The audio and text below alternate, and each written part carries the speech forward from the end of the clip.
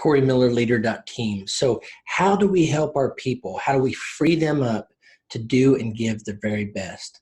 And I want to talk about failure. It's a problem. It's an obstacle from helping our people, empowering our people, freeing our people to give and to be their very best, because we have a problem with failure, particularly in this country. And by the way, I have a problem with failure sometimes, but I wanted to present a couple concepts that have changed my way of thinking and helped me, really approach this word failure and also relay that to team members so they know they're safe and they can do big, bold things without repercussion, fear of repercussions, or trying to get over this whole hump of fear of failure. Thomas Edison said, quote you've heard 100 times, which is, I have not failed. I've only found 10,000 ways that something won't work. Now I butchered that, but you get the drift. His was about experimenting and finding ways that didn't work so that he could uncover the one way it would work. Now, the other thing that is beyond that quote inspired me and helped me is Carol Dweck's work on fixed and growth versus growth mindsets. She did a lot of studies with children in particular to talk about and to discover and unearth that there were two mindsets predominantly.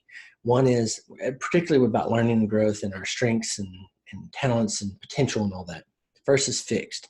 So fixed says, I'm smart, and this is my level of intelligence, and that's only as far as I can go.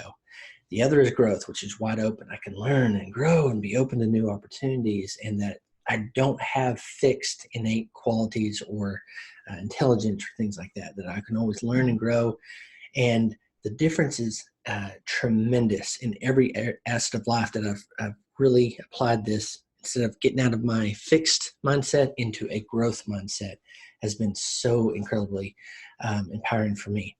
Now, as leaders, these are some things that we can relay to our team, because you know what? No matter how good your culture is, we as a culture typically have a really big problem with failure. I just read an article and it said failure is feedback. And that's so true. For me, failure is learning. It's like Edison said, finding ways that don't work. It's data. And there's been some really good work based on Carol Dweck's growth mindset.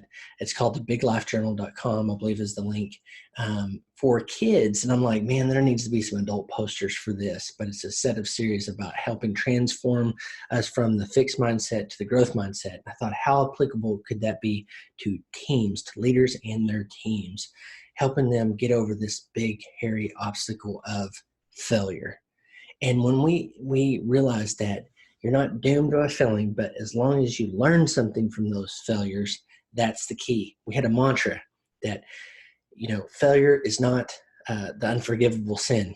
Now, if you fail 3 times the same single way, you probably have not learned something. And the key to failure is to learn and to grow, to get better and closer to the winning.